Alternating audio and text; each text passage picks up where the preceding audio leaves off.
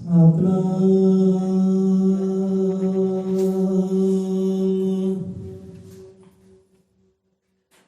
ਸ੍ਰੀ ਵਾਲਮੀਕਿ ਸਾਹਿਬ ਜੀ।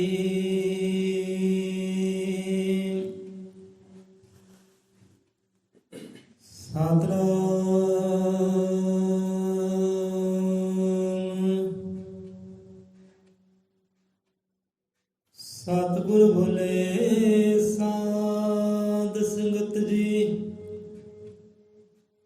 ਆਦਿ ਪੁਰਖ ਦੇ ਇਹਨੇ ਖੇਲ,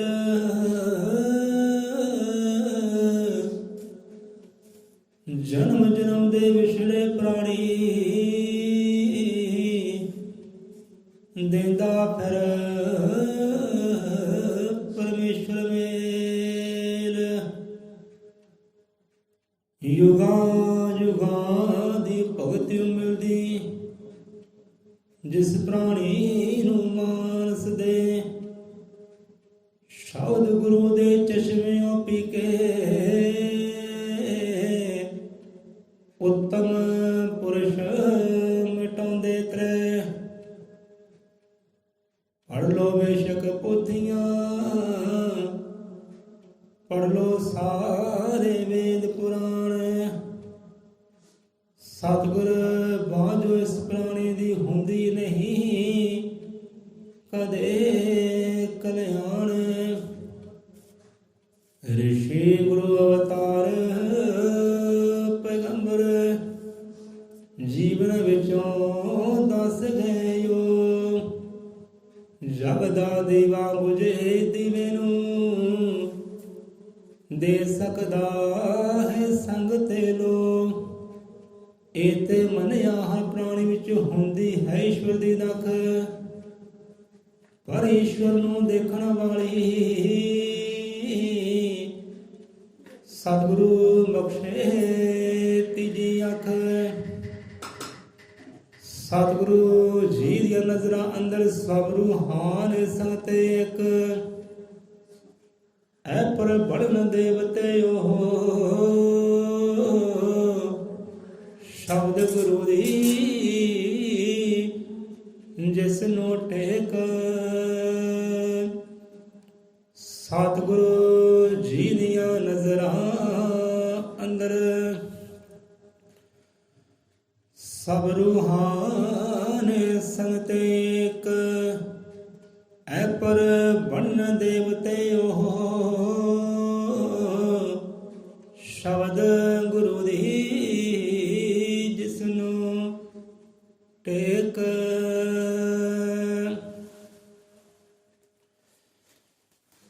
ਬੋਲੇ ਸੋ ਨਰਪੈ, ਸ਼੍ਰੀ ਗੁਰੂ ਵਾਲਮੀਕਿ ਦਇਆਵਾਨ ਜੀ ਕੀ ਜੈ।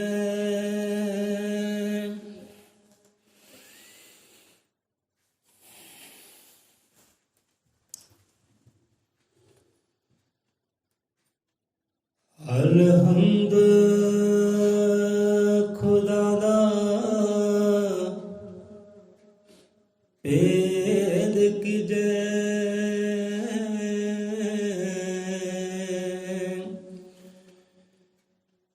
ਇਸ਼ਕ ਕੀਤਾ ਸੁਯਗ ਦਾ ਮੂਲ ਮੀਆਂ।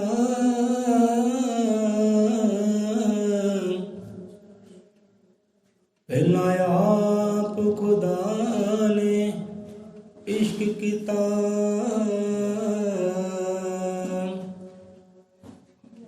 ਤੇ ਮਸ਼ੂਕ ਹੈ ਨਬੀ ਰਸੂਲ ਮੀਆਂ।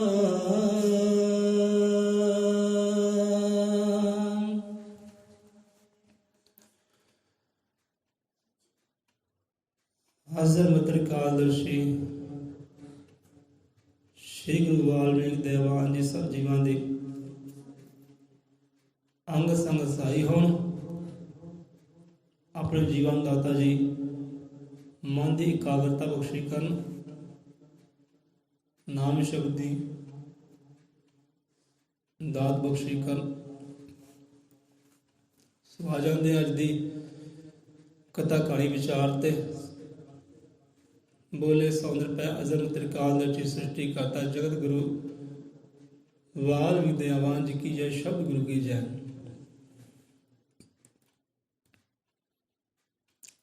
ਸੋ ਅੱਜ ਦਾ ਵਿਚਾਰ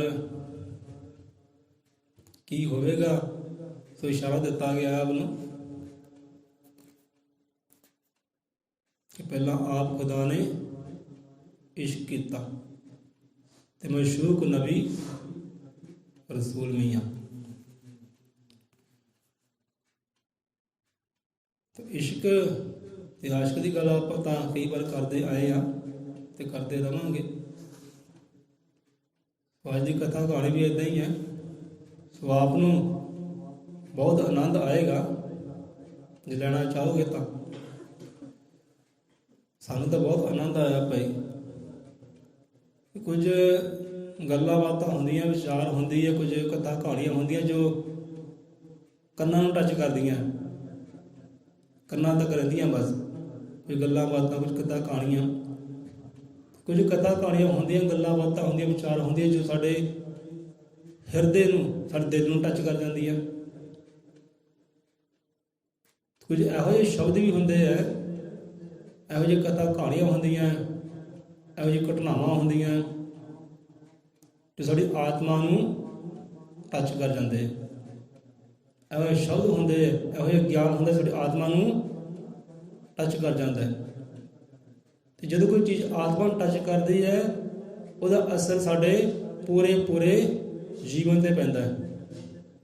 ਬੰਦੇ ਨੂੰ ਆਪਣੇ ਆਪ ਨੂੰ ਮਹਿਸੂਸ ਹੁੰਦਾ ਹੈ, ਜੋ ਸਾਹਮਣੇ ਬੰਦਾ ਹੈ ਉਹਨੂੰ ਵੀ ਮਹਿਸੂਸ ਹੁੰਦਾ ਹੈ। ਜਦੋਂ ਟੱਚਿੰਗ ਆਤਮਾ ਤੇ ਹੁੰਦੀ ਹੈ, ਜਿਹੜੀ ਗੱਲ, ਜਿਹੜੀ ਕਥਾ ਕਹਾਣੀ ਆਤਮਾ ਛੂੰਹਦੀ ਹੈ, ਉਹਦਾ ਅਸਰ ਬਹੁਤ ਗਹਿਰਾ ਹੁੰਦਾ ਹੈ। ਸੋ ਆਸ ਕਰਦੇ ਹਾਂ, ਫਰਿਆਦ ਕਰਦੇ ਹਾਂ ਦਾਤਾ ਅੱਗੇ ਕਿ ਇਹੋ ਜਿਹੀ ਕਥਾ ਕਹਾਣੀ, ਇਹੋ ਜਿਹਾ ਗਿਆਨ ਹਰ ਜੀਵ ਦੇ ਆਤਮਾ ਨੂੰ ਟੱਚ ਕਰੇ। ਸੋ ਕਰੀਏ ਸ਼ੁਰੂ। ਚਲੋ, ਧਾਰਨ ਕਰਨਾ ਆਪ ਦੀ ਹਿੰਮਤ ਹੈ, ਆਪਣੇ ਹੌਸਲੇ ਭਾਈ। ਹੁਣ ਇੱਥੇ ਅਸੀਂ ਆਪਣੀ ਸਿਫਤ ਸਲਾਹ ਵਾਸਤੇ ਜਾਂ ਆਪਣੀ ਵਡਿਆਈ ਵਾਸਤੇ ਨਹੀਂ ਕੰਮ ਕਰਦੇ ਕਿ ਲੋਕੀ ਸਾਡੀ ਸਿਫਤਾਂ ਕਰੇ ਭਾਈ, ਸਾਡੀ ਵਡਿਆਈ ਕਰ। ਤਾਂ ਨਹੀਂ, ਬਿਲਕੁਲ ਨਹੀਂ। ਆਪਾਂ ਤਾਂ ਮਿੱਟੀ ਜਾਂ ਮੂਰਖ ਹੈ ਸਿਰੇ ਦੇ। ਇੱਕ ਮੂਰਖ ਹੁੰਦਾ, ਇੱਕ ਸਿਰੇ ਦਾ ਮੂਰਖ ਹੁੰਦਾ, ਆਪਾਂ ਉਹਨਾਂ ਵਿੱਚੋਂ ਹੈ। ਸੋ ਕਥਾ ਕਹਾਣੀਆਂ, ਸ਼ਬਦ ਵਿਚਾਰ ਗੁਰੂਆਂ ਰਹਿਬਰਾਂ ਦੇ ਹੈ, ਤੇ ਉਹਨਾਂ ਦੀ ਸਿਫਤ ਹੈ ਤੇ ਉਹਨਾਂ ਦੀ ਵਡਿਆਈ ਹੈ। ਉਹਨਾਂ ਆਸ਼ਕਾਂ ਦੀ ਗੱਲਾਂ ਬਾਤਾਂ ਹੈ ਭਾਈ।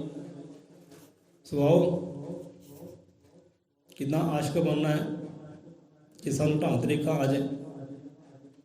ਕਿੱਦਾਂ ਘਰ ਦੇ ਅੰਦਰ ਪ੍ਰਵਾਨ ਹੋ ਜਾਈਏ ਕਿ ਢੰਗ ਤਰੀਕਾ ਸਿੱਖੀਏ ਕਥਾ ਕਹਾਣੀਆਂ ਤੋਂ, ਉਹਨਾਂ ਰਹਿਬਰਾਂ ਦੀਆਂ। ਕਹਿੰਦੇ ਆ ਕਿ ਆਸ਼ਕ ਬਣਨਾ ਸੌਖਾ ਨਹੀਂ। ਕਹਿੰਦੇ ਆਸ਼ਕ ਬਣਨਾ ਸੌਖਾ ਸੋਹੀ ਹੈ, ਜੇ ਭਗਤ ਬਣਨਾ, ਭਗਤੀ ਕਰਨੀ ਸੌਖੀ ਸੋਹਰੀ ਹੈ। ਜੇ ਕਹਿੰਦੇ ਭਗਤੀ ਕਿੱਦਾਂ, ਭਗਤ ਜਿਹਨੂੰ ਸ਼ੇਰ ਦੀ ਜੋ ਸਵਾਰੀ ਕਰਨੀ, ਤਪਦਾ ਹੋਇਆ ਲੋਹਾ ਜੀਭ ਚਟਣਾ, ਸ਼ੇਰਾਂ ਦੀ ਸਵਾਰੀ ਕਰਨੀ। ਇੱਦਾਂ ਕਹਿੰਦੇ ਭਗਤ ਬਣਨਾ ਹੈ, ਭਗਤੀ ਕਰਨੀ ਹੈ, ਆਸ਼ਕ ਬਣਨਾ ਹੈ। ਵੱਧਦੇ ਹੋਏ ਅੰਗਿਆਰ ਦੇ ਚੱਲਣਾ ਪੈਂਦਾ ਹੈ, ਸੂਲੀਆਂ ਨੂੰ ਕਬੂਲ ਕਰਨਾ ਪੈਂਦਾ ਹੈ, ਦੁੱਖਾਂ ਨੂੰ ਝੋਲੀ ਪਾਉਣਾ ਪੈਂਦਾ ਹੈ, ਤੇ ਫਿਰ ਜਾ ਕੇ ਬੰਦਾ ਆਸ਼ਕ ਬਣਦਾ ਹੈ। ਉਹ ਰੱਬ ਦਾ, ਆਪਣੇ ਸਤਿਗੁਰ ਦਾ, ਆਪਣੇ ਪ੍ਰੇਮੀ ਦਾ। ਆਸ਼ਕ ਬਣਨਾ ਸੌਖਾ ਨਹੀਂ। ਵੇਖੋ ਇਸ਼ਕ ਪਤੰਗ ਦਾ। ਰਾਤੀ ਆਪਾਂ ਇਹ ਸ਼ਬਦ ਨਾਲ ਵਿਚਾਰ ਕਰਦੇ ਸੀ। ਨਿੱਕਾ ਸ਼ਿਵਨਦੀਪ ਸਾਡੇ ਨਾਲ, ਆਪਾਂ ਕਹ ਨਿੱਕਿਆ ਪਤੰਗ ਕਿਹਨੂੰ ਕਹਿੰਦੇ ਆ? ਕਿ ਵੇਖੋ ਇਸ਼ਕ ਤੰਗ ਦਾ। ਇਹ ਗੱਲ ਇਸ਼ਕ ਦੀ ਹੈ, ਆਸ਼ਕ ਦੀ ਹੈ। ਪਹਿਲਾਂ ਆਪ ਖੁਦਾ ਨੇ ਇਸ਼ਕ ਕੀਤਾ। ਇੱਕ ਬੰਦੇ ਦਾ ਮੂਲ ਤੱਤ ਹੁੰਦਾ ਹੈ, ਇੱਕ ਸੰਸਾਰ ਦਾ ਮੂਲ ਤੱਤ ਹੁੰਦਾ ਹੈ। ਹੁਣ ਸੰਸਾਰ ਦਾ ਕਹਿੰਦੇ ਮੂਲ ਕੀ ਹੈ? ਸੰਸਾਰ ਦਾ ਮੂਲ ਇਸ਼ਕ ਹੈ, ਪ੍ਰੇਮ ਹੈ, ਮੁਹੱਬਤ ਹੈ। ਰੱਬ ਦੇ ਅੰਦਰ ਪ੍ਰੇਮ ਦਾ ਵਾਸਤਾ ਹੋਇਆ, ਇਸ਼ਕ ਦਾ ਵਾਸਤਾ ਹੋਇਆ, ਉਹਨੇ ਆ ਕਮਾਈ ਕੀਤੀ, ਸੰਸਾਰ ਦੀ ਰਚਨਾ ਕੀਤੀ। ਇਸ਼ਕ ਦੀ ਕਮਾਇਆ ਸਭ ਕੁਝ। ਤੇ ਮਸ਼ੂਕ ਧਰਿਆ ਉੱਥੇ ਸਤਿਗੁਰੂ ਨੂੰ, ਨਬੀ ਨੂੰ, ਮੁਰਸ਼ਦ ਨੂੰ। ਮੁਰਸ਼ਦ ਉਹ ਰੱਬ ਦੀ ਕੀ ਹੈ? ਮਸ਼ੂਕ ਹੈ। ਪਹਿਲਾਂ ਆਪ ਖੁਦਾ ਨੇ ਇਸ਼ਕ ਕੀਤਾ, ਮਸ਼ੂਕ ਧਰਿਆ ਸਤਿਗੁਰੂ ਨੂੰ। ਸੋ 4 ਵਾਰ ਵੱਧਦੇ ਆ ਆਪਾਂ। ਨਿੱਕੇ ਨਿੱਕਿਆ ਪਤੰਗ ਕਿਹਨੂੰ ਕਹਿੰਦੇ ਆ? ਕਹਿੰਦਾ ਪਤੰਗ ਕਹਿੰਦੇ ਜੋ ਆਪਾਂ ਉਡਾਉਂਦੇ ਆ, ਪਤੰਗ ਉਹਨੂੰ ਜਿਵੇਂ ਡੋਰ ਦੇ ਨਾਲ ਚੜਾਉਂਦੇ ਨਾ, ਅਸਮਾਨੀ ਹਵਾ ਦੇ ਵਿੱਚ ਚੜਾਉਂਦੇ ਆ, ਉਹ ਪਤੰਗ ਲੜੀ। ਅਸੀਂ ਆਪਾਂ ਕਹਿੰਦੇ ਨਹੀਂ ਕਾਕਾ, ਉਹ ਨਿੱਕੇ ਦਿਨ ਪਤੰਗ ਇੱਕ ਉਹ ਪਤੰਗ ਹੁੰਦਾ ਹੈ, ਇੱਕ ਪਤੰਗ ਹੋਰ ਹੁੰਦਾ। ਦੱਸਿਆ ਬਾਰੇ, ਇਸ ਬਾਰੇ ਦੱਸਿਆ ਕਿ ਆਹ ਚੀਜ਼ ਹੁੰਦੀ ਹੈ। ਕਹਿੰਦਾ ਠੀਕ ਹੈ। ਕਹਿੰਦੇ ਆਸ਼ਕ ਬਣਨਾ ਸੌਖਾ ਨਹੀਂ, ਦੇਖੋ ਇਸ਼ਕ ਪਤੰਗ ਦਾ। ਹੁਣ ਕਿਹਨੂੰ ਕਹਿੰਦੇ ਪਤੰਗ? ਆਪਦੇ ਜ਼ਹਿਨ 'ਚ ਆਇਆ, ਦਿਮਾਗ 'ਚ ਆਇਆ, ਇਹਨੂੰ ਪਤੰਗ ਕਹਿੰਦੇ ਪਏ।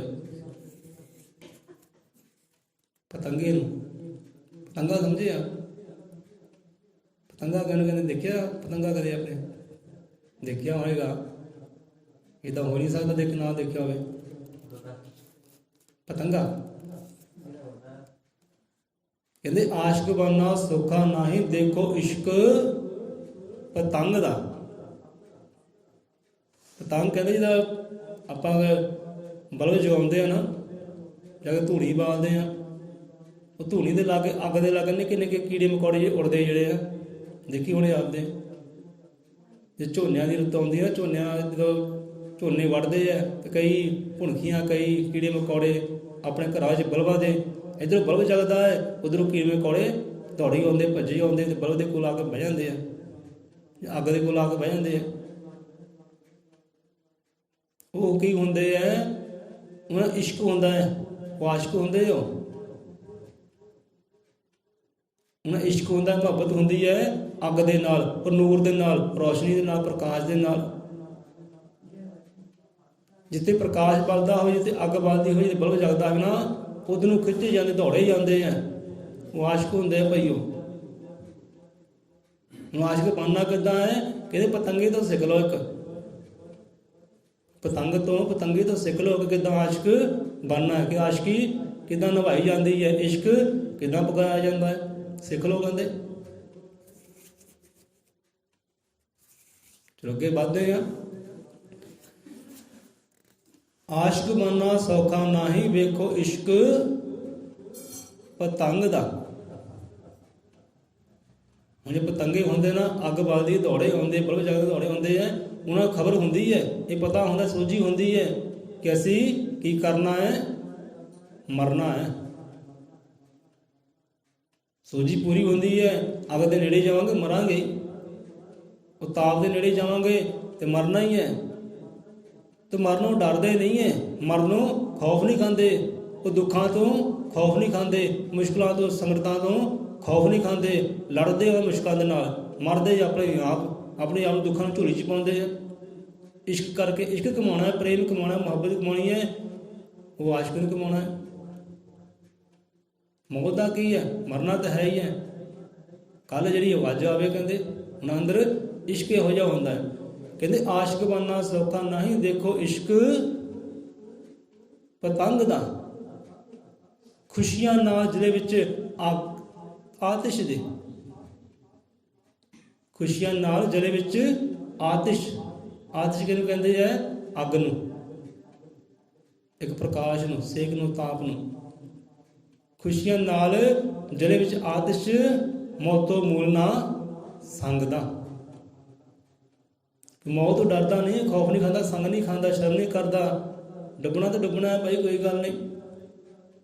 ਹੁਣ ਇੱਥੇ ਸਾਨੂੰ ਹਜੇ ਬਾਬਾ ਬੁੱਢੇ ਸ਼ਾਹ ਦੇ ਸ਼ਬਦ ਚੇਤੇ ਆ ਰਹੇ ਆ, ਪਰ ਆਪਾਂ ਉੱਧਰ ਨਹੀਂ ਹੋਵਾਂਗੇ। ਆਸ਼ਿਕ ਬਣਨਾ ਸੌਖਾ ਨਹੀਂ, ਦੇਖੋ ਇਸ਼ਕ ਪਤੰਗ ਦਾ। ਖੁਸ਼ੀਆਂ ਨਾਲ ਜਿਹਦੇ ਵਿੱਚ ਆਤਿਸ਼, ਮੌਤੋਂ ਮੂਲ ਨਾ ਸੰਗਦਾ। ਉਹ ਹੁੰਦੇ ਕਹਿੰਦੇ ਆਸ਼ਿਕ। ਜਿਹੜੇ ਮੌਤ ਤੋਂ ਡਰਦੇ ਨਹੀਂ ਹੈ, ਇਸ਼ਕ ਪਕਾਉਂਦੇ ਆਪਣਾ ਤੇ ਆਪਣੇ ਆਪ ਨੂੰ ਫਨਾਹ ਕਰ ਦਿੰਦੇ ਆ ਅੱਗ ਦੇ ਅੰਦਰ, ਉਹ ਪਕਾਉਂਦੇ ਆਸ਼ਕੀ। ਤੇ ਸਿੱਖਿਆ ਕਹਿੰਦੇ ਇਨਸਾਨ ਵੀ ਲਵੇ, ਆਪਣੇ ਰੱਬ ਦਾ ਆਸ਼ਕ ਬਣਨਾ ਹੈ, ਆਸ਼ਕੀ ਨਿਭਾਉਣੀ ਹੈ, ਇਸ਼ਕ ਪਕਾਉਣਾ ਹੈ, ਸਤਿਗੁਰੂ ਦੇ ਨਾਲ ਜੋ ਪ੍ਰੇਮ ਹੈ ਪ੍ਰੇਮ ਪਕਾਉਣਾ ਹੈ। ਤੇ ਆ ਪਤੰਗਾ ਕਹਿੰਦੇ ਬਣ, ਪਤੰਗੇ ਵਾਲਾ ਇਸ਼ਕ ਕਮਾ, ਪਤੰਗੇ ਵਾਲੀ ਆਸ਼ਕੀ ਕਮਾ, ਜਿਹਦੇ ਘਰ ਪਰਿਵਾਰ ਹੋਣਾ ਹੈ। ਹੁਣ ਇੱਥੇ ਪਤਾ ਕੀ ਹੁੰਦਾ ਹੈ, ਕਿਉਂਕਿ ਇਮਤਿਹਾਨ ਹੁੰਦੇ ਆ। ਜਿਹੜਾ ਬੰਦਾ ਇਸ ਰਾਹ 'ਤੇ ਚੱਲਦਾ ਹੈ ਨਾ ਸੱਚ ਦੇ ਹੱਕ 'ਤੇ, ਉਹਦੇ ਇਮਤਿਹਾਨ ਹੁੰਦੇ ਆ। ਕੁਦਰਤ ਵੀ ਉਹਦੀ ਇਮਤਿਹਾਨ ਲੈਂਦੀ ਹੈ ਤੇ ਰੱਬ ਵੀ ਉਹਦੇ ਇਮਤਿਹਾਨ ਲੈਂਦਾ ਹੈ। ਰੰਗ ਕੋਈ ਵੀ ਹੋ ਸਕਦਾ ਹੈ। ਹੁਣ ਬੰਦੇ ਘਰ ਦੇ ਅੰਦਰ, ਹਿਰਦੇ ਅੰਦਰ ਆ ਗਿਆ ਦੁੱਖ, ਦੁੱਖ ਆ ਗਿਆ, ਹੁਣ ਬੰਦੇ ਦਾ ਮੁੱਖ ਹੋ ਜਾਂਦਾ ਹੋਰ। ਸਤਿਗੁਰੂ ਦਾ ਮੁੱਖ ਹੁੰਦਾ ਕਿਤੇ ਤੇ ਸਿੱਖ ਦਾ ਮੁੱਖ ਹੁੰਦਾ ਕਿਤੇ ਹੋਰ। ਹੁਣ ਦੁੱਖ ਆ ਗਿਆ, ਸੰਕਟ ਆ ਗਿਆ, ਮੁਸੀਬਤ ਆ ਗਈ, ਤਾਂ ਕਰਕੇ ਤੇ ਬਹੁਤੀਆਂ ਖੁਸ਼ੀਆਂ ਵੀ ਆ ਜਾਣ ਤਾਂ ਵੀ ਮੁੱਖ ਹੋਰ ਹੋ ਜਾਂਦੇ ਆ। ਗੁਰ ਦੇ ਵੱਲ ਮੁੱਖ ਨਹੀਂ ਹੁੰਦਾ, ਰੱਬ ਦੇ ਵੱਲ ਮੁੱਖ ਨਹੀਂ ਹੁੰਦਾ, ਤੇ ਬਹੁਤੀਆਂ ਖੁਸ਼ੀਆਂ ਵੀ ਆ ਜਾਣ ਤੇ ਬਹੁਤੇ ਦੁੱਖ ਵੀ ਆ ਜਾਣ ਤਾਂ ਉਹ ਦੁੱਖਾਂ ਤੋਂ ਡਰਦੇ ਆ, ਮੁਸ਼ਕਲਾਂ ਤੋਂ ਡਰਦੇ ਆ। ਕਹਿੰਦੇ ਲੈ ਹੁਣ ਗੁਰੂ ਸਾਥ ਨਹੀਂ ਦਿੰਦਾ, ਗੁਰੂ ਨਾਲ ਖੜਦਾ ਨਹੀਂ ਹੈ, ਚਲੋ ਹੁਣ ਦੂਜੇ ਪਾਸੇ ਚਲੀਏ। ਤੇ ਆਸ਼ਕਾਂ ਦੀ ਇਹ ਨਿਸ਼ਾਨੀ ਨਹੀਂ ਹੈ। ਉਹ ਦੁੱਖਾਂ ਨੂੰ ਝੋਲੀ ਪਾਉਂਦੇ ਤੇ ਬਣ ਕੇ ਆਪਣੇ ਪ੍ਰੇਮੀ ਦੇ ਰਹਿੰਦੇ ਆ। ਕੋਈ ਗੱਲ ਨਹੀਂ, ਆਉਂਦੇ ਦੁੱਖਾਂ ਨੂੰ, ਪਰ ਰਹਿਣਾ ਤੇਰੇ ਹੀ ਬਣ ਕੇ ਹੈ, ਮਰਨਾ ਤੇਰੇ ਦਰ 'ਤੇ ਹੀ ਹੈ। ਜਦ ਫਰੀਦ ਸਾਹਿਬ ਕਹਿੰਦੇ ਆ ਨਾ, ਮਰਨਾ ਤੇਰੇ ਦਰ 'ਤੇ ਹੀ ਹੈ, ਕੋਈ ਗੱਲ ਨਹੀਂ, ਗੱਲ ਲਾ ਕੇ ਮਾਰ ਦੇ ਜਾਂ ਵਿਛੋੜ ਕੇ ਮਾਰ ਦੇ, ਰਹਿਣਾ ਤੇਰੇ ਬਣ ਕੇ। ਇਹੋ ਜਿਹੀ ਕਹਿੰਦੇ ਆਸ਼ਕੀ ਪਕਾਉਣੀ, ਇਹੋ ਜਿਹਾ ਇਸ਼ਕ ਪਕਾਉਣਾ ਹੈ।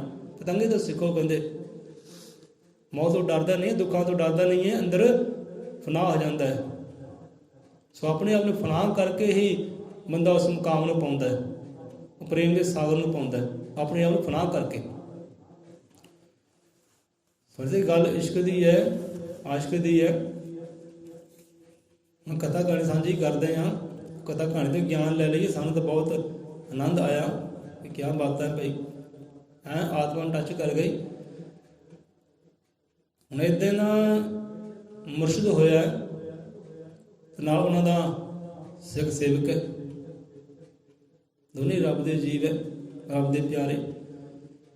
ਸੰਸਾਰ ਦੀ ਯਾਤਰਾ ਲਈ ਨਿਕਲਦੇ ਹੈ, ਜਿੱਦਾਂ ਹਰ ਸੰਤ ਰਹਿਬਰ ਨਿਕਲੇ ਆ ਨਾ, ਗੁਰੂ ਨਾਨਕ ਵੀ ਨਿਕਲੇ ਯਾਤਰਾ 'ਤੇ ਨਾ, ਗੁਰੂ ਗਿਆਨਨਾਥ ਮਹਾਰਾਜ ਨਿਕਲੇ ਆ, ਕਬੀਰਦਾਸ, ਰਵਿਦਾਸ ਸਾਰੇ ਯਾਤਰਾ 'ਤੇ ਨਿਕਲੇ ਆ। ਹਰ ਨਗਰ ਸ਼ਹਿਰ ਗ੍ਰਾਮ ਗਏ ਹੈ ਤੇ ਲੋਕਾਂ ਨੂੰ ਬ੍ਰਹਮ ਦੇ ਗਿਆਨ ਬਖਸ਼ ਕੀਤੇ ਹੈ, ਭੁੱਲਿਆ ਭਟਕਾਂ ਨੂੰ ਮਾਰਗ ਦਿਖਲਾਏ ਹੈ, ਭਈ ਆਹ ਹੈ ਸੱਚ ਦਾ ਮਾਰਗ ਪਈ। ਸੋ ਇੱਦਾਂ ਹੀ ਇੱਕ ਮੁਰਸ਼ਿਦ ਅਤੇ ਉਹਨਾਂ ਦਾ ਸਿੱਖ ਸੇਵਕ ਨਿਕਲੇ ਹੈ। ਹੁਣ ਯਾਤਰਾ ਕਰਦੇ ਕਰਦੇ ਕਿ ਜੰਗਲ ਬੀਆਬਾਨ ਆ ਗਿਆ ਤਾਂ ਉੱਥੇ ਸ਼ਾਮ ਪੈ ਗਈ। ਜਿੱਥੇ ਸ਼ਾਮ ਪੈ ਗਈ, ਹੁਣ ਰਾਤ ਉੱਥੇ ਹੀ, ਜਿੱਥੇ ਪੈਂਦੀ ਸ਼ਾਮ ਹੈ ਉੱਥੇ ਕੱਟਦੇ ਰਾਤ, ਲੈ ਕੇ ਨਾਮ ਰੱਬ ਦਾ ਤੁਰਦੇ ਫਿਰ ਪ੍ਰਭਾਤ। ਹੁਣ ਸ਼ਾਮ ਪੈ ਗਈ, ਗੁਰਾਂ ਨੇ ਵਿਚਾਰ ਕਰਦੇ ਚਲੋ ਪਿਆਰੇ ਹੁਣ ਇੱਥੇ ਆਸਣ ਲਾ ਲਈਏ, ਕੋਈ ਗੱਲ ਨਹੀਂ, ਜੰਗਲ ਬੀਆਬਾਨ ਹੈ, ਡਰ ਕਾਹਦਾ, ਖੌਫ ਕਾਹਦਾ, ਰੱਬ ਆਪਣੇ ਨਾਲੇ, ਚਲੋ ਹੁਣ ਇੱਥੇ ਹੀ ਆਸਣ ਲਾਓ। ਜੰਗਲ ਬੀਆਬਾਨ 'ਚ ਲਾ ਲਏ ਆਪਣੇ ਆਸਣ। ਹਨੇਰਾ ਹੌਲੀ ਹੌਲੀ ਵੱਧਦਾ ਜਾਂਦਾ ਹੈ।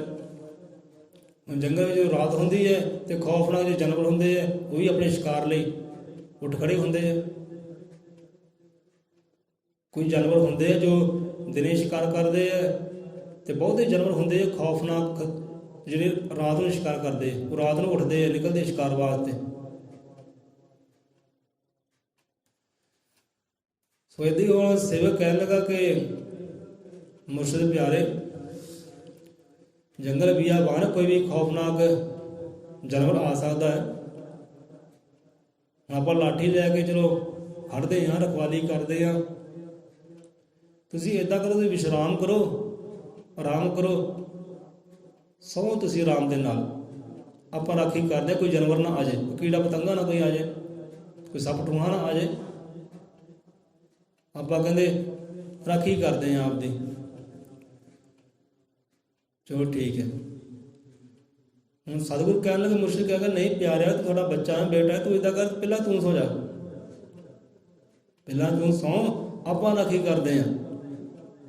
ਤੇ ਸਿੱਖ ਕਹਿਣ ਲੱਗਾ, ਸੇਵਕ ਕਹਿਣ ਲੱਗਾ ਨਹੀਂ ਮੁਰਸ਼ਿਦ ਪਿਆਰੇ, ਸਾਨੂੰ ਆਦਿ ਨਾਲ ਪ੍ਰੇਮ ਬਹੁਤ ਹੈ, ਇਸ਼ਕ ਬਹੁਤ ਹੈ, ਮੁਹੱਬਤ ਬਹੁਤ ਹੈ, ਨਹੀਂ ਤੁਸੀਂ ਪਹਿਲਾਂ ਵਿਸ਼ਰਾਮ ਕਰੋ, ਤੁਸੀਂ ਸੌਂ। ਹੁਣ ਗੁਰੂ ਮਹਾਰਾਜ ਕਹਿਣ ਲੱਗੇ, ਮੁਰਸ਼ਿਦ ਕਹਿਣ ਲੱਗੇ ਅੱਛਾ ਤੈਨੂੰ ਸਾਡੇ ਨਾਲ ਪ੍ਰੇਮ ਹੈ, ਸਾਨੂੰ ਤੇਰੇ ਨਾਲ ਪ੍ਰੇਮ ਨਹੀਂ।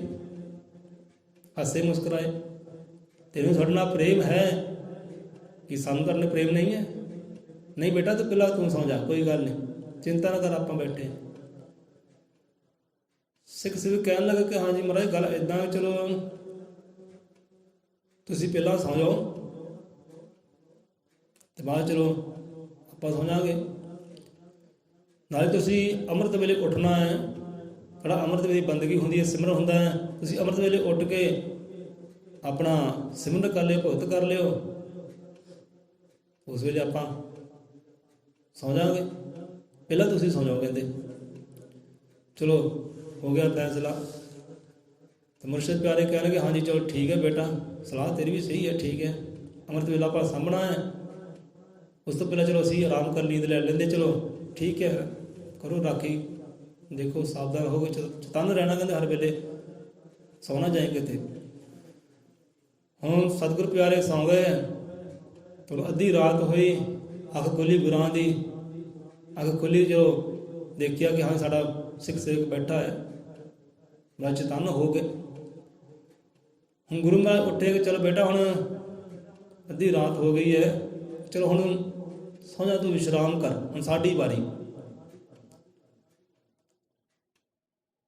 ਕਮੰਡਲ ਲਿਆ ਥੋੜਾ ਜਲ ਦਾ, ਅੱਖਾਂ ਦੇ ਛਿੱਟੇ ਮਾਰੇ, ਚਲੋ ਹੱਥ ਪੈਰ ਜੋ ਕਰਨਾ ਕੀਤਾ, ਇਹ ਸੌਂ ਜਾ ਬੇਟਾ, ਆਪਣੇ ਨਾਲੇ ਨਾਮ ਸਿਮਰਨ ਕਰ ਲਏ ਆ, ਨਾਲ ਬੈਠੇ ਆ, ਕੋਈ ਗੱਲ ਨਹੀਂ।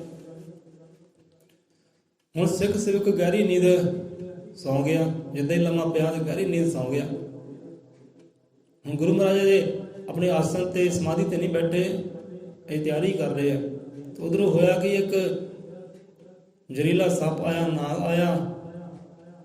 ਹੁਣ ਜਿੱਧਰ ਸਿੱਖ ਸੇਵਕ ਪਿਆ ਉਧਰ ਵੱਧਦਾ ਜਾਂਦਾ ਹੈ, ਉਹ ਸੱਪ ਸਿੱਖ ਸੇਵਕ ਦੇ ਵੱਲ ਵੱਧਦਾ ਜਾਂਦਾ ਹੈ।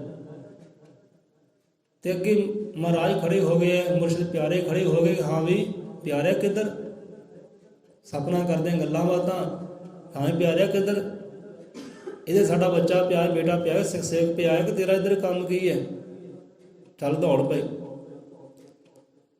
ਹੁਣ ਸੱਪ ਕਹਿੰਦੇ ਬੋਲਿਆ, ਸੱਪ ਨੇ ਗੱਲਾਂ ਬਾਤਾਂ ਕੀਤੀਆਂ ਸੰਤਾਂ ਦੇ ਨਾਲ, ਸੰਤ ਹਰ ਭਾਸ਼ਾ ਸਮਝਦੇ ਭਾਈ, ਰੱਬ ਦੇ ਜਿਹੜੇ ਆਸ਼ਿਕ ਹੁੰਦੇ, ਪਿਆਰੇ ਹੁੰਦੇ, ਉਹ ਹਰ ਇਨਸਾਨ ਦੀ, ਹਰ ਜੀਵ ਦੀ ਭਾਸ਼ਾ ਸੁਭਾਅ ਨੂੰ ਪਹਿਚਾਣ ਲੈਂਦੇ ਆ। ਹੁਣ ਸੱਪ ਕਹਿਣ ਲੱਗਾ, ਨਾ ਕਹਿਣ ਲੱਗਾ ਜ਼ਹਿਰੀਲਾ ਕਿ ਸੰਤ ਪਿਆਰਿਓ, ਤੁਹਾਡੇ ਨਾਲ ਸਾਡੀ ਕੋਈ ਵੈਰੀ ਨਹੀਂ ਹੈ, ਕੋਈ ਦੁਸ਼ਮਣੀ ਨਹੀਂ ਹੈ, ਤੁਸੀਂ ਪਾਸੇ ਹੋ ਜਾਓ। ਹੁਣ ਆ ਬੰਦਾ ਜਿਹੜਾ ਪਿਆ ਨਾ, ਇਹ ਪਿਛਲੇ ਜਨਮ ਵਿੱਚ ਇਹ ਨਾਗ ਸੀ, ਇਹ ਸੱਪ ਸੀ, ਤੇ ਮੈਂ ਇਨਸਾਨ ਸੀ। ਅਜੇ ਮੈਂ ਸੱਪ ਬਣਿਆ, ਨਾਗ ਬਣਿਆ, ਪਿਛਲੇ ਜਨਮ ਵਿੱਚ ਇਹ ਸੱਪ ਸੀ ਤੇ ਮੈਂ ਇਨਸਾਨ ਸੀ। ਇਹਨੇ ਮੈਨੂੰ ਸੁੱਤੇ ਪਏ ਨੂੰ ਦੱਸਿਆ ਸੀ, ਮੇਰਾ ਲਹੂ ਪੀਤਾ ਸੀ, ਹੁਣ ਵਾਰੀ ਮੇਰੀ ਹੈ, ਮੈਂ ਬਦਲਾ ਪੂਰਾ ਕਰਨਾ ਆਪਣਾ। ਪਿਛਲੇ ਜਨਮ ਇਹਨੇ ਮੈਨੂੰ ਸੁੱਤੇ ਪਏ ਨੂੰ ਦੱਸਿਆ ਸੀ, ਮੇਰੇ ਗਰਦਨ ਦਾ ਲਹੂ ਪੀਤਾ ਸੀ, ਮੈਨੂੰ ਮਾਰ ਮੁਕਾਇਆ ਸੀ, ਹੁਣ ਵਾਰੀ ਮੇਰੀ ਹੈ। ਹੁਣ ਨਾਗ ਬਣਿਆ, ਸੱਪ ਬਣਿਆ, ਇਹਨੂੰ ਦੱਸਣ ਵਾਸਤੇ ਬਦਲਾ ਆਪਣਾ ਕਹਿੰਦੇ ਲੈਣਾ। ਮੈਂ ਗਰਦਨ ਦਾ ਲਹੂ ਕਹਿੰਦੇ ਪੀਣਾ, ਨੂੰ ਮਾਰ ਮੁਕਾਉਣਾ, ਬਦਲਾ ਪੂਰਾ ਕਰਨਾ, ਆਪਣੀ ਇੱਛਾ ਪੂਰੀ ਕਰਨੀ ਹੈ। ਹੁਣ ਇਹ ਤੋਂ ਸਾਨੂੰ ਗਿਆਨ ਹੋਰ ਵੀ ਮਿਲਦਾ ਹੈ ਕਥਾ ਕਹਾਣੀ ਤੋਂ, ਕਿ ਜਦੋਂ ਵੀ ਬੰਦਾ ਕੋਈ ਜੀਵ ਮਹਿਸੂਸ ਹੁੰਦਾ ਕਿ ਹਾਂ ਵੀ ਮੇਰਾ ਅੰਤ ਸਮਾਂ ਆ ਰਿਹਾ ਹੈ, ਉਸ ਵੇਲੇ ਬੰਦੇ ਦੀ ਕੋਈ ਇੱਛਾ ਨਾ ਹੋਵੇ, ਨਾ ਕੋਈ ਖਾਣ ਦੀ, ਨਾ ਕੋਈ ਪੀਣ ਦੀ, ਨਾ ਕਿਸੇ ਬਦਲੇ ਦੀ ਭਾਵਨਾ ਹੋਵੇ। ਜੇ ਸ਼ੰਭੂਕ ਰਿਸ਼ੀ ਹੋਏ ਨਾ, ਜੋ ਉਹਨਾਂ ਨਾਲ ਜੋ ਹੋਇਆ ਉਹਨਾਂ ਦੇ ਅੰਦਰ ਵੀ ਬਦਲੇ ਦੀ ਭਾਵਨਾ ਰਹਿ ਗਈ ਸੀ, ਮੈਂ ਵੀ ਬਦਲਾ ਲੈਣਾ, ਇਹਨੇ ਮੈਨੂੰ ਮਾਰਿਆ, ਮੈਂ ਵੀ ਇਹਨੂੰ ਮਾਰਨਾ। ਹੋ ਗਏ ਪਰਮਾਤਮਾ ਦੇ ਚਰਨਾਂ ਵਿੱਚ, ਉੱਥੇ ਵੀ ਜਾ ਕੇ ਹੀ ਫੈਸਲੇ, ਹਾਂ ਕੀ ਚਾਹੁੰਦਾ ਹੈ, ਮੁਕਤੀ ਜਾਂ ਬਦਲਾ, ਇਹਨੇ ਬਦਲਾ। ਤੇ ਬਦਲਾ ਫਿਰ ਲਿਆ ਕਿੱਦਾਂ, ਕੁਛ ਬਣ ਕੇ ਬਦਲਾ ਪੂਰਾ ਕੀਤਾ।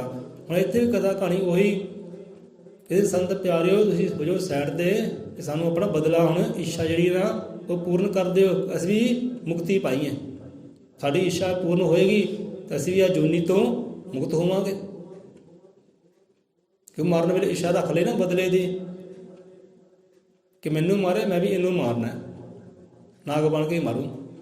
ਤਾਂ ਨਾਗ ਬਣ ਗਿਆ, ਜੋ ਇੱਛਾ ਸੀ ਨਾਗ ਬਣ ਗਿਆ। ਹੁਣ ਦੱਸਣ ਲਈ ਤਿਆਰ ਹੈ, ਮਾਰਨ ਲਈ ਤਿਆਰ ਹੈ। ਹੁਣ ਵਧਿਆ ਤੇ ਗੁਰੂ ਮਹਾਰਾਜ ਖੜ੍ਹ ਗਏ ਕਿ ਨਹੀਂ ਪਿਆਰਿਆ, ਹੁਣ ਪਹਿਲਾਂ ਜੋ ਸੀ ਪਰ ਇਹ ਸਾਡਾ ਹੁਣ ਬੱਚਾ ਹੈ, ਸਾਡਾ ਸਿੱਖ ਸੇਵਕ ਹੈ, ਤੇ ਸਾਨੂੰ ਸਿੱਖ ਸੇਵਕ ਦੇ ਅੰਦਰ ਆਉਣਾ ਹੀ ਪੈਣਾ ਹੈ। ਇਹ ਜੀਵਨ ਅੰਦਰ ਸਾਨੂੰ ਹੁਣ ਆਉਣਾ ਹੀ ਪੈਣਾ ਹੈ। ਪਹਿਲਾਂ ਤੂੰ ਜੇ ਪਹੁੰਚਣਾ ਨਾ, ਪਹਿਲਾਂ ਸਾਨੂੰ ਟੱਪ ਕੇ ਜਾਣਾ ਪੈਣਾ। ਪਹਿਲਾਂ ਸਾਡੇ ਨਾਲ ਵਿਚਾਰ ਕਰਕੇ ਜੋ ਵੀ ਕਰਨਾ, ਪਹਿਲਾਂ ਸਾਡੇ ਤੋਂ ਗੁਜ਼ਰ ਕੇ ਨਾ, ਫਿਰ ਹੀ ਉੱਥੇ ਪਹੁੰਚ ਸਕਦਾ ਹੈ, ਉੱਦਾਂ ਨਹੀਂ ਪਹੁੰਚ ਸਕਦਾ। ਹੁਣ ਸਾਡਾ ਇਹ ਸਿੱਖ ਸੇਵਕ ਹੈ, ਇਹ ਦੇਖ ਰੇਖ ਸੰਭਾਲ ਕਰਨੀ ਹੁਣ ਸਾਡਾ ਕਰਮ ਹੈ, ਸਾਡਾ ਧਰਮ ਹੈ।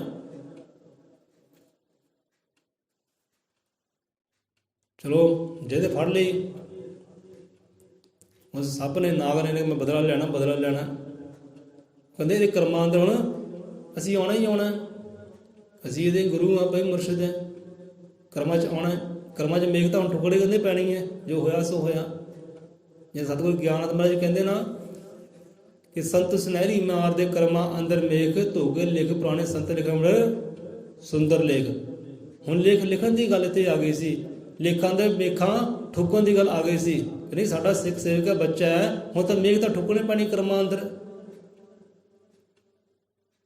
ਚਲੋ ਫਿਰ ਇੱਦਾਂ ਕਹਿੰਦੇ ਕਰਦਾ ਹੈ, ਤੇਰੀ ਇੱਛਾ ਇਹ, ਤੇਰੀ ਇੱਛਾ ਵੀ ਪੂਰਨ ਹੋ ਜਾਏ, ਤੂੰ ਵੀ ਮੁਕਤੀ ਨੂੰ ਪਾ ਲੈ।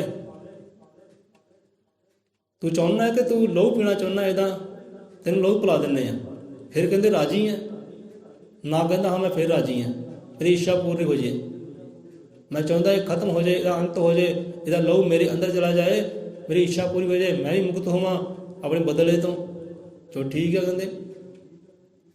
ਕਹਿੰਦੇ ਲਹੂ ਇਹਦਾ ਤੂੰ ਨਹੀਂ ਪੀਣਾ, ਲਹੂ ਤੈਨੂੰ ਅਸੀਂ ਪਿਲਾਵਾਂਗੇ। ਮੁਰਸ਼ਿਦ ਕਹਿੰਦੇ ਹੁਣ, ਗੁਰੂ ਕਹਿੰਦੇ ਹੈ ਤੂੰ ਦੱਸਣਾ ਨਹੀਂ ਹੈ, ਤੂੰ ਇਹਦਾ ਲਹੂ ਨਹੀਂ ਪੀਣਾ, ਅਸੀਂ ਪਿਲਾਉਂਦੇ ਹਾਂ ਭਾਈ ਤੈਨੂੰ। ਤੇਰੀ ਇੱਛਾ ਪੂਰੀ ਹੋਈ, ਤੇਰਾ ਬਦਲਾ ਪੂਰਾ ਹੋਏ, ਤੈਨੂੰ ਇੰਨਾ ਹੀ ਚਾਹੀਦਾ ਨਾ। ਕਹਿੰਦੇ ਹਾਂਜੀ ਠੀਕ ਹੈ, ਆਪਾਂ ਇਹੀ ਚਾਹੁੰਦੇ ਹਾਂ ਕਿ ਬਦਲਾ ਪੂਰਾ ਕਰਨਾ, ਕਿਸ ਤਰੀਕੇ ਨਾਲ ਹੋਵੇ। ਫਿਰ ਫੈਸਲਾ ਹੋ ਗਿਆ। ਹੁਣ ਗੁਰਾਂ ਨੇ ਕੀਤਾ ਕੀ ਹੈ, ਹੁਣ ਆਪਣੇ ਝੋਲੇ ਵਿੱਚ ਇੱਕ ਛੁਰੀ ਕੱਢੀ ਹੈ, ਇੱਕ ਕਟੋਰਾ ਕੱਢਿਆ, ਕੌਲੀ ਕੱਢੀ ਹੈ, ਜੋ ਖਾਣ ਪੀਣ ਵਾਸਤੇ ਰੱਖੀ ਹੈ। ਹੁਣ ਛੁਰੀ ਰੱਖੀ ਹੈ ਧੌਣ ਦੇ ਉੱਪਰ ਆਪਣੇ ਸਿੱਖ ਸੇਵਕ ਦੇ। ਹੁਣ ਤੁਹਾਡੇ ਦੇਖੋ ਕੋਈ ਸੂਈ ਰੱਖੇ ਸਰੀਰ ਦੇ ਉੱਪਰ, ਦੁੱਖ ਤਾਂ ਹੋਣਾ ਹੀ ਹੈ ਨਾ, ਕੋਈ ਸੂਈ ਚ ਹੋਏਗਾ ਦੁੱਖ ਤਾਂ ਹੋਣਾ ਹੀ। ਉਹ ਛੁਰੀ ਹੈ, ਜਿੱਦਾਂ ਛੁਰੀ ਰੱਖੀ ਹੈ, ਥੋੜ੍ਹਾ ਜਿਹਾ ਦਰਦ ਹੋਈ, ਪੀੜਾ ਹੋਈ, ਤੇ ਸਿੱਖ ਸੇਵਕ ਦੀ ਖੁੱਲੀ ਹੈ ਅੱਖ।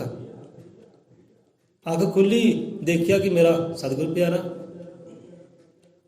ਸਤਿਗੁਰ ਦੇ ਹੱਥ ਵਿੱਚ ਛੁਰੀ ਹੈ, ਧੌਣ ਤੇ ਪਈ ਹੈ। ਦੇਖਿਆ ਤੇ ਅੱਖ ਉੱਦਾਂ ਹੀ ਬੰਦ ਕਰ ਲਈ, ਉੱਦਾਂ ਹੀ ਅੱਖ ਬੰਦ ਕਰਕੇ ਦੇਖ ਕੇ ਆਏ ਮੈਂ ਤਾਂ ਸਤਿਗੁਰ ਪਿਆਰੇ ਹੈ ਭਾਈ। ਅੱਖ ਕਰ ਲਈ ਬੰਦ, ਤੇ ਗੁਰਾਂ ਨੇ ਵੀ ਦੇਖੇਗਾ ਅੱਖ ਖੁੱਲੀ ਹੈ ਤੇ ਫੇਰ ਬੰਦ ਕਰ ਲਈ ਹੈ। ਹੁਣ ਛੁਰੀ ਚਲਾਈ, ਹੌਲੀ ਹੌਲੀ ਛੁਰੀ ਚਲਾਈ, ਰੱਬ ਦਾ ਨਾਂ ਲੈਂਦੇ ਆ ਤੇ ਲਹੂ ਵਿੱਚੋਂ ਨਿਕਲਦਾ ਹੈ। ਕਟੋਰੀ ਭਰ ਲਈ, ਹੌਲੀ ਭਰ ਲਈ, ਲੈ ਪਿਆਰਿਆ ਹੁਣ ਆ ਲੈ ਪੀ, ਆਪਣੀ ਇੱਛਾ ਪੂਰੀ ਕਰ। ਹੁਣ ਸਭ ਨੇ ਕਹਿੰਦੇ ਲਹੂ ਪੀਤਾ, ਖੂਨ ਪੀਤਾ ਹੈ, ਤੇ ਉਹ ਵੀ ਕਹਿੰਦੇ ਮੁਕਤ ਹੋ ਗਿਆ, ਉਹ ਵੀ ਉੱਥੋਂ ਗਾਇਬ ਹੋ ਗਿਆ। ਉਹਦੀ ਇੱਛਾ ਪੂਰੀ ਹੋਈ, ਬਦਲਾ ਪੂਰਾ ਹੋ ਗਿਆ, ਉਹ ਵੀ ਮੁਕਤ ਹੋ ਗਿਆ ਆਪਣੀ ਇਹ ਜੂਨੀ ਤੋਂ, ਉਹ ਵੀ ਗਿਆ ਉੱਥੋਂ। ਹੁਣ ਉੱਧਰੋਂ ਸਾਰਾ ਅੰਤ ਹੋ ਗਿਆ ਸਿੱਖ ਸੇਵਕ ਦਾ, ਲਹੂ ਨਿਕਲਿਆ, ਛੁਰੀ ਚੱਲੀ। ਕੋਈ ਸਮਾਂ ਹੋਇਆ, ਰੱਬ ਦਾ ਨਾਵਾਂ ਲਿਆ, ਚੇਤੇ ਕੀਤਾ ਗੁਰਾਂ ਨੇ ਰੱਬ ਨੂੰ, ਅਕਾਲ ਪੁਰਖ ਨੂੰ। ਇਹ ਤਾੜੀ ਕਹਿੰਦੇ ਮਾਰੀ ਹੈ, ਤਾੜੀ ਮਾਰ ਗਿਆ, ਚਾਲੀ ਪਿਆਰਿਆ ਹੁਣ ਉੱਠ, ਉੱਠ ਜਾਗ। ਹੁਣ ਜਿੱਦਾਂ ਹੀ ਇੱਦਾਂ ਕਿਹਾ ਹੈ, ਤੇ ਉੱਦਾਂ ਹੀ ਉਹ ਸਿੱਖ ਸੇਵਕ ਉੱਠ ਕੇ ਬਹਿ ਗਿਆ। ਫਿਰ ਗੱਲਾਂ ਬਾਤਾਂ ਕਰਨ ਲੱਗੇ, ਹਾਂਜੀ ਸਤਿਗੁਰੂ ਮਹਾਰਾਜ ਹੋਇਆ ਕੀ, ਇਹ ਕਥਾ ਕਹਾਣੀ ਕੀ ਹੋਈ ਹੈ, ਇੱਦਾਂ ਕੀ ਹੋਇਆ। ਹੁਣ ਗੁਰੂ ਮਹਾਰਾਜ ਕਹਿਣਗੇ ਪਹਿਲਾਂ ਪਿਆਰ ਦੱਸ, ਤੇਰੀ ਧੌਣ ਦੇ ਉੱਪਰ ਰੱਖੀ ਹੈ ਛੁਰੀ, ਤੇਰੀ ਖੁੱਲੀ ਹੈ ਅੱਖ, ਅੱਖ ਤੂੰ ਬੰਦ ਕਰ ਲਈ ਹੈ, ਤੇ ਅੱਖ ਬੰਦ ਕਿਉਂ ਕਿਤੇ ਕੀਤੀ ਹੈ, ਤੂੰ ਤੜਫਿਆ ਕਿਉਂ ਨਹੀਂ। ਤੂੰ ਤੜਫਿਆ ਕਿਉਂ ਨਹੀਂ, ਜਾਂ ਉੱਠਿਆ ਕਿਉਂ ਨਹੀਂ, ਰੁਕਿਆ ਕਿਉਂ ਨਹੀਂ। ਹੁਣ ਸਿੱਖ ਸੇਵਕ ਕਹਿਣ ਲੱਗਾ ਕਿ ਮਹਾਰਾਜ ਦਰਦ ਤਾਂ ਹੋਈ ਸੀ, ਪੀੜਾ ਤਾਂ ਹੋਈ ਸੀ, ਮੈਂ ਆਪਣੀਆਂ ਮੁੱਠੀਆਂ ਘੁੱਟ ਲਈਆਂ, ਦੰਦ ਘੁੱਟ ਲਏ, ਇਹ ਆਵਾਜ਼ ਨਾ ਨਿਕਲੇ, ਸੀ ਨਾ ਨਿਕਲੇ। ਕਹਿੰਦੇ ਕਿਉਂ ਭਾਈ? ਕਹਿੰਦੇ ਇਸ ਕਰਕੇ ਕਿ ਛੁਰੀ ਮੇਰੇ ਸਤਿਗੁਰੂ ਦੇ ਹੱਥ ਵਿੱਚ ਸੀ, ਜੇ ਕਿਸੇ ਹੋਰ ਦੇ ਹੱਥ ਵਿੱਚ ਹੁੰਦੀ ਤਾਂ ਮੈਂ ਆਪਣੇ ਆਪ ਨੂੰ ਬਚਾਉਂਦਾ। ਮੈਂ ਸੋਚਿਆ ਸਮਝਿਆ ਕਿ ਮੇਰੇ ਸਤਿਗੁਰੂ ਦੇ ਹੱਥ ਵਿੱਚ ਛੁਰੀ ਹੈ, ਜੋ ਮੈਨੂੰ ਬਹੁਤ ਪ੍ਰੇਮ ਕਰਦੇ ਆ, ਬੜਾ ਇਸ਼ਕ ਕਰਦੇ ਆ, ਤੇ ਮੇਰਾ ਜੋ ਸਤਿਗੁਰੂ ਕਰੇਗਾ ਉਹ ਮੇਰੇ ਵਾਸਤੇ ਚੰਗਾ ਹੀ ਕਰੇਗਾ, ਭਲੇ ਵਾਸਤੇ ਕਰੇਗਾ। ਇਹ 'ਚ ਮੇਰਾ ਭਲਾ ਹੈ। ਇਹ ਛੁਰੀ ਧੌਣ ਤੇ ਨਾ, ਇਹਦੇ 'ਚ ਮੇਰਾ ਭਲਾ ਹੀ ਹੋਏਗਾ, ਮੇਰਾ ਬੁਰਾ ਤਾਂ ਹੁੰਦਾ ਹੀ ਨਹੀਂ, ਕਿਉਂਕਿ ਸਤਿਗੁਰੂ ਦੇ ਹੱਥ ਵਿੱਚ ਹੈ। ਤੇ ਸਤਿਗੁਰੂ ਆਪਣੇ ਸਿੱਖ ਸੇਵਕ ਦਾ ਭਾਈ ਬੁਰਾ ਕਰੇਗਾ ਤਾਂ ਨਹੀਂ, ਕਦੇ ਵੀ ਨਹੀਂ। ਉਹ ਸੰਤ ਰਹਿਬਰ ਤਾਂ ਕਿਸੇ ਹੋਰ ਜੀਵ ਦਾ ਬੁਰਾ ਨਹੀਂ ਕਰਦੇ। ਜਿਹੜਾ ਮਨਮੁਖ ਹੈ, ਜਿਹੜਾ ਜ਼ਾਲਮ ਹੈ, ਪਾਪੀ ਹੈ, ਗੁਨੇਗਾਰ ਹੈ, ਉਹਨੇ ਗੁਨੇਗਾਰ ਦਾ ਬੁਰਾ ਨਹੀਂ ਕਰਦੇ ਸੰਤ ਰਹਿਬਰ, ਤਾਂ ਆਪਣੇ ਸਿੱਖ ਸੇਵਕ ਪਿਆਰ ਦਾ ਕਿੱਦਾਂ ਬੁਰਾ ਕਰਨਗੇ? ਉਹ ਕਿੱਦਾਂ ਦੁੱਖ ਦੇਣਗੇ ਉਹਨੂੰ? ਤਾਂ ਨਹੀਂ। ਕਹਿੰਦੇ ਮੈਂ ਸੋਚਿਆ ਸਮਝਿਆ ਕਿ ਹਾਂ ਮੇਰੇ ਮੁਰਸ਼ਿਦ ਦੇ ਹੱਥ ਵਿੱਚ ਇਹ ਛੁਰੀ ਹੈ, ਜੇ ਮੁਰਸ਼ਿਦ ਜੋ ਕਰਨਗੇ ਨਾ ਉਹ ਚੰਗਾ ਹੀ ਕਰਨਗੇ, ਮੇਰੇ ਵਾਸਤੇ ਜੇ ਭਲਾ ਹੀ ਹੋਏਗਾ। ਤੇ ਇਸ ਕਰਕੇ ਮੈਂ ਅੱਖਾਂ ਬੰਦ ਕਰ ਦੀ ਕਿ ਚਲੋ ਚਲਾ ਦਿਓ ਮਹਾਰਾਜ, ਜੋ ਕਰਨਾ ਹੈ ਕਰੋ। ਫਿਰ ਗੁਰੂ ਵੀ ਆਨੰਦ ਹੋਏ, ਖੁਸ਼ ਹੋਏ ਕਿ ਵਾਹ, ਇਹਨੂੰ ਕਹਿੰਦੇ ਇਸ਼ਕ, ਕਹਿੰਦੇ ਇਹਨੂੰ ਕਹਿੰਦੇ ਹੈ ਆਸ਼ਕੀ। ਠੀਕ ਹੈ, ਕਹਿੰਦੇ ਇੱਥੇ ਵੀ ਪ੍ਰਵਾਨ ਹੈ, ਤੁਹਾਨੂੰ ਰੱਬ ਦੇ ਘਰ ਵੀ ਤੇਰਾ ਪ੍ਰਵਾਨ ਹੈ, ਦੋਨੋਂ ਪਾਸੇ ਤੋਂ ਪ੍ਰਵਾਨ ਕਹਿੰਦੇ ਹੋ ਗਿਆ। ਇਹ ਵਰਦਾਨ ਦੇ ਦਿੱਤਾ, ਜਿਹੜਾ ਗੁਰੂ ਨਾਨਕ ਨੇ ਭਾਈ ਮਰਦਾਨਾ ਨੂੰ ਵਰਦਾਨ ਦਿੱਤਾ ਸੀ ਨਾ, ਚਲੋ ਕਹਿੰਦੇ ਮੁਕਤ ਹੋ ਗਿਆ ਹੁਣ ਤੋਂ। ਇਹੋ ਜਿਹੇ ਸਵਾਲ ਜਵਾਬ ਹੋਏ ਸੀ ਉੱਤੇ ਵੀ। ਹੁਣ ਕਹਿੰਦੇ ਦੋਨੇ ਪਾਸੇ ਮੁਕਤ ਹੋ ਗਿਆ, ਵਾਕਈ ਤੂੰ ਇਸ਼ਕ ਪੁਗਾਇਆ, ਆਸ਼ਕ ਬਣ ਗਿਆ ਅੱਜ ਤੋਂ ਤੂੰ। ਫਿਰ ਸੰਤਾਂ ਨੇ ਦੱਸਣਾ ਕੀਤਾ ਕਿ ਬੇਟਾ ਇੱਦਾਂ ਗੱਲਬਾਤ ਸੀ, ਪੂਰਵ ਜਨਮ ਵਿੱਚ, ਪਿਛਲੇ ਜਨਮ ਵਿੱਚ ਤੇ ਤੂੰ ਆਹ ਕਰਮ ਹੋਇਆ ਸੀ, ਉਹ ਨਾਗ ਆਇਆ ਸੀ ਤੈਨੂੰ ਦੱਸਣ ਵਾਸਤੇ, ਤੇ ਕਾਰਜ ਹੀ ਪੂਰਾ ਹੋ ਗਿਆ, ਤੇਰੀ ਜਾਨ ਵੀ ਬਚ ਗਈ ਹੈ, ਉਹਨੂੰ ਵੀ ਮੁਕਤੀ ਮਿਲ ਗਈ ਹੈ, ਤੇ ਤੂੰ ਵੀ ਅੱਜ ਮੁਕਤ ਹੋ ਗਿਆ ਜਨਮ ਤੋਂ ਵੀ ਤੇ ਮਰਨ ਤੋਂ ਵੀ। ਇਹ ਆਪਣੇ ਇਸ਼ਕ ਕਰਕੇ, ਇਹ ਆਸ਼ਕੀ ਨਿਭਾ ਕੇ ਤੂੰ ਹੁਣ ਮੁਕਤ ਹੋ ਗਿਆ, ਇਹ ਦੁੱਖ ਨੂੰ ਝੋਲੀ ਪਾ ਕੇ ਮੁਕਤ ਹੋ ਗਿਆ। ਫਿਰ ਇੱਥੇ ਗੱਲਾਂ ਬਾਤਾਂ ਕੁਝ ਹੋਰ ਹੈ, 2 ਮਿੰਟ ਦਾ 5 ਮਿੰਟ ਦਾ ਦੁੱਖ ਅਜੇ ਨਾ, ਤੇ ਸਿੱਖ ਸੇਵਕ ਕਹਿੰਦਾ ਨਾ ਮੈਂ ਸਿੱਖ ਸੇਵਕ ਹਾਂ, ਉਹਦੇ ਮੁਖੀ ਹੋਰ ਹੋ ਜਾਂਦੇ ਆ, ਉਹਦਾ ਸੁਭਾਅ ਹੀ ਹੋਰ ਹੋ ਜਾਂਦਾ। ਸੋ ਦੁੱਖਾਂ ਨੂੰ ਝੋਲੀ ਪਾ ਕੇ ਹੀ ਇਹ ਪ੍ਰੇਮ ਨਿਭਦਾ, ਇਹ ਆਸ਼ਕੀਆਂ ਨਿਭਦੀਆਂ। ਸੋ ਪਤੰਗੇ ਵਾਲਾ ਸੁਭਾਅ ਰੱਖਿਆ ਉਹਨੇ।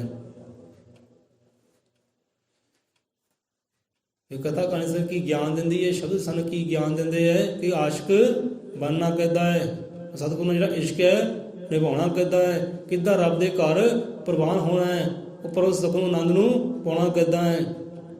ਕਿ ਬੰਦੇ ਨੇ ਮਰਨਾ ਤਾਂ ਹੈ ਹੀ ਹੈ, ਤੇ ਮਰਨੀ ਇਹੋ ਜਿਹੀ ਕਰੇ ਕਿ ਵਾਰ-ਵਾਰ ਉਹਨੂੰ ਮਰਨਾ ਹੀ ਨਾ ਪਵੇ।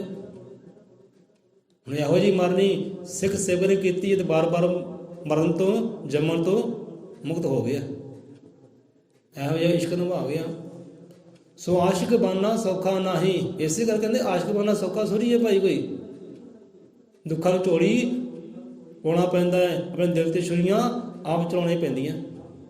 ਆਸ਼ਿਕ ਬਣਨਾ ਸੌਖਾ ਨਹੀਂ, ਦੇਖੋ ਇਸ਼ਕ ਪਤੰਗ ਦਾ, ਦੇਖੋ ਇਸ਼ਕ ਪਤੰਗ ਦਾ, ਖੁਸ਼ੀਆਂ ਨਾਲ ਜ਼ਿਲ੍ਹੇ ਵਿੱਚ ਆਤਿਸ਼, ਤੇ ਮੌਤੋਂ ਮੂਲ ਨਾ ਸੰਗ ਦਾ। ਕਹਿੰਦਾ ਮੁਰਸ਼ਿਦ ਦੇ ਹੱਥ ਵਿੱਚ ਛੁਰੀ ਹੈ, ਮੁਰਸ਼ਿਦ ਦੇ ਹੱਥ ਵਿੱਚ ਚਾਕੂ ਹੈ, ਤੇ ਗਰਦਨ ਧਰਿਆ ਹੈ, ਤੇ ਭਲਾ ਹੀ ਹੋਏਗਾ ਮੇਰਾ, ਬੁਰਾ ਤਾਂ ਹੋ ਸਕਦਾ ਹੀ ਨਹੀਂਗਾ। ਤੇ ਖੁਸ਼ੀਆਂ ਦੇ ਨਾਲ, ਚਾਵਾਂ ਦੇ ਨਾਲ ਉਹ ਮੌਤ ਨੂੰ ਕਬੂਲ ਕਰ ਲਿਆ, ਤੇ ਦੋਈ ਜਹਾਨੀ ਪ੍ਰਵਾਨ ਹੋ ਗਿਆ। ਇਹੋ ਜਿਹਾ ਆਸ਼ਕ ਬਣਿਆ, ਆਸ਼ਕੀ ਨਿਭਾਈ। ਸੋ ਆਓ ਇੱਥੇ ਰਸਨਾ ਦਈਏ ਵਿਸ਼ਰਾਮ। ਸੋ ਮਹਾਰਾਜ ਕਮੀਆਂ ਤਰੁੱਟੀਆਂ ਤੋਂ ਖਿਮਾ ਕਰੇ। ਸਾਧ ਸੰਗਤ ਨੂੰ ਦਾਤਾ ਜੀ ਨਾਮ ਸ਼ਬਦ ਦਾਤ ਬਖਸ਼ੀ ਕਰੇ, ਨਾਮ ਸਿਮਰਨ ਦੇ ਦਾਤਾ ਜੀ ਭੰਡਾਰੇ ਬਖਸ਼ੀ ਕਰੇ, ਸਭ ਜੀਵਾਂ ਨੂੰ ਦਰਸ਼ਨ ਦਾਰੇ ਬਖਸ਼ੀ ਕਰੇ। ਤਾਂ ਜੋ ਨਾਮ ਦੀ ਕਮਾਈ ਕਰਦੇ ਆ, ਸ਼ਬਦ ਨੂੰ ਕਮਾਉਂਦੇ ਆ, ਉਹ ਪਰਮ ਸੁਖ ਪਰਮ ਆਨੰਦ ਨੂੰ ਹਰ ਜੀਵ ਮਹਿਸੂਸ ਕਰ ਸਕੇ, ਉਹ ਅਕਾਲ ਪੁਰਖ ਨੂੰ ਅੰਗ ਸੰਗ ਮਹਿਸੂਸ ਕਰ ਸਕੇ, ਆਪਣੇ ਸਤਿਗੁਰੂ ਨੂੰ ਅੰਗ ਸੰਗ ਮਹਿਸੂਸ ਕਰ ਸਕੇ। ਇਹੋ ਜਿਹਾ ਹਰ ਇੱਕ ਜੀਵ ਪ੍ਰੇਮ ਪਗਾਵੇ, ਇਹੋ ਜਿਹਾ ਇਸ਼ਕ ਨਿਭਾਵੇ, ਇਹੋ ਜਿਹੀ ਕਿਰਤ ਕਮਾਈ ਕਰੇ। ਸੋ ਰਲ ਮਿਲ ਕੇ ਫਤਿਹ ਬੁਲਾਈਏ ਆਪਣੇ ਆਪਣੇ ਸਤਿਗੁਰ ਦੀ, ਰਹਿਬਰ ਦੀ, ਸੰਤਾਂ ਦੀ, ਉਸ ਅਕਾਲ ਪੁਰਖ ਦੀ। ਬੋਲੇ 100 ਨਿਰਭੈ ਅਜ਼ਰ ਤ੍ਰਿਕਾਲਦਰਸ਼ੀ ਸ੍ਰਿਸ਼ਟੀ ਕਰਤਾ, ਵਾਲਮੀਕ ਦਇਆਵਾਨ ਜੀ ਕੀ ਜੈ। ਸ਼ਬਦ ਗੁਰੂ ਕੀ ਜੈ। ਸੰਤਾਂ ਭਗਤਾਂ ਰੱਬ ਦੇ ਪਿਆਰਿਆਂ ਦੀ ਸਦਾ ਸਦਾ ਸੰਸਾਰ ਜੋ ਜੈ ਹੋਵੇ।